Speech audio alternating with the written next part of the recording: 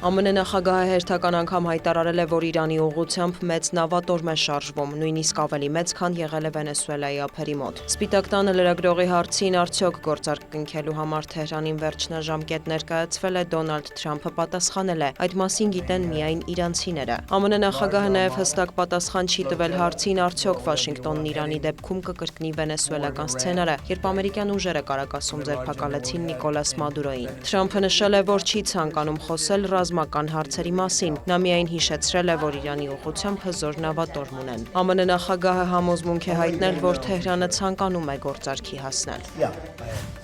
Իրանի արտգործնախարարն արձագանքել է ԱՄՆ-ից հնչող նախազգուշացումներին, հայտարարել. չեն պատրաստվում բանակցությունների առարկա դարձնել Իսլամական Հանրապետության պաշտպանական և հրթիռային կարողությունների հարցը, առավելևս փոխզիջումների գնալ։ Իրանի ժողովրդի անվտանգությունը ոչ մեկի գործը չէ, կընդլայնենք մեր պաշտպանական կարողությունները։ Եթե բանակցությունները արդար լինեն, Իրանը պատրաստ է մասնակցել դրանց, մանրամասնել է Աբբաս Արաղչին։ Նա հավելել է, որ Թեհրանի և Վաշինգտոնի ներկայացուցիչների միջև հանդիպման ծրագրեր դեռևս չկան։ Բազմիցս ասել ենք, պատրաստ ենք բանակցել, բայց պատրաստ ենք նաև պատերազմի, շեշտել է իրանցի դիվանագետը։ Թեհրանից նախազգուշացրել են, որ Իսլամական Հանրապետության վրա հարձակման դեպքում թիրախում կհայտնվի նաև Իսրայելը։ Ռուսաստանի նախագահը Կրեմլում ընդունել է Իրանի ազգային անվտանգության բարձրագույն խորհրդի քարտուղար Ալի Լարիջանիին, հայտնել է Վլադիմիր Պուտինի մամուլի քարտուղար Դմիտրի Պեսկովը առանց այլ մանրամասներ հայտնելու։ Ըստ ռուսական լրատվամիջոցների, պաշտոնյայի այցի մասին նախապես հայտարարված չի եղել։ Մոսկվայում Իրանի դեսպանի տվյալով պաշտոնյաները քննարկել են երկկողմ հարաբերությունները, մասնավորապես տնտեսական կապերի ընդլայնման, ինչպես նաև մերձավոր արևելյան և միջազգային հարցեր։ Հունվարի 16-ին Վլադիմիր Պուտինն Իրանի նախագահ Մասուդ Փեզեշքյանի հետ էլ քննարկել էր Իսլամական Հանրապետությունում ստեղծված իրավիճակը։ Երկու առաջնորդներն ընդգծել էին Իրանում և ընդհանուր առմամբ տարածաշրջանում լարվածության թուլացման անհրաժեշտությունը։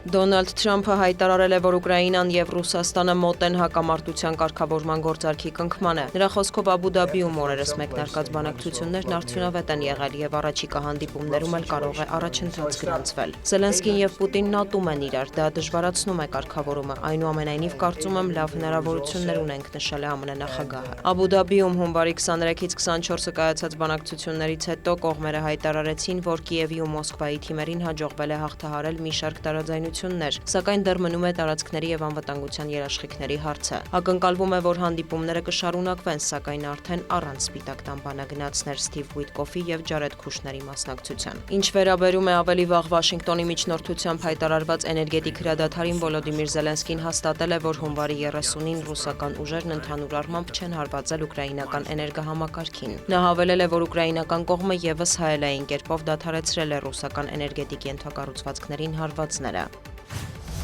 Կուբայի արտաքին գործերի նախարարը միջազգային արտակարգ դրություն է հայտարարել ի պատասխան ԱՄՆ գործողությունների։ Կուբայի ժողովուրդը կարծում է, որ Միացյալ Նահանգների կառավարության հետ մեր հարաբերություններում ստեղծված իրավիճակն անսովոր և արտակարգ սպառնալիք է ներկայացնում, նշել է Բրունո Ռոդրիգեսը։ Նա հակակուբայական և նեոֆաշիստական է որակել ԱՄՆ վարած քաղաքականությունը։ Հունվարի 30-ին Դոնալդ Թրամփը հրամանագիր է ընդունել, որով ազգային անվտանգության ոլորտում արտակարգ իրավիճակ է հայտարարել Կուբայից բխող ենթադրյալ սպառնալիքի պատճառով։ Հրամանագիրը նաև թույլ է տալիս Միացյալ Նահանգներին լրացուցիչ մաքսատուրքեր սահմանել այն երկրներից ներմուծվող ապրանքների համար, որոնք ուղղակիորեն կամ անուղղակիորեն նավթ են մատակարարում Կուբա։ Ըստ ամերիկյան կողմի, Ազատության կղզու իշխանությունները գործակցում են Միացյալ Նահանգների նկատմամբ թշնամաբար տրամադրված երկրների և խմբավորումների հետ, այդ թվում Ռուսաստանի, Չինաստանի, Իրանի, ինչպես նաև Համասի և Հզբոլլահի հետ։